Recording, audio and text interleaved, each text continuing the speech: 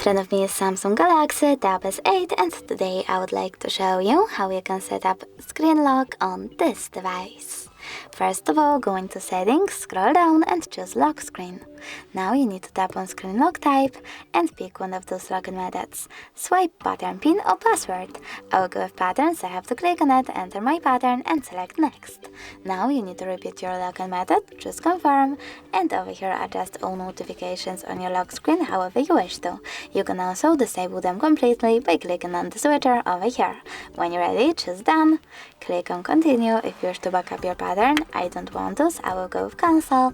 And now when I turn off my screen, then turn it back on, as you can see, pattern is now required.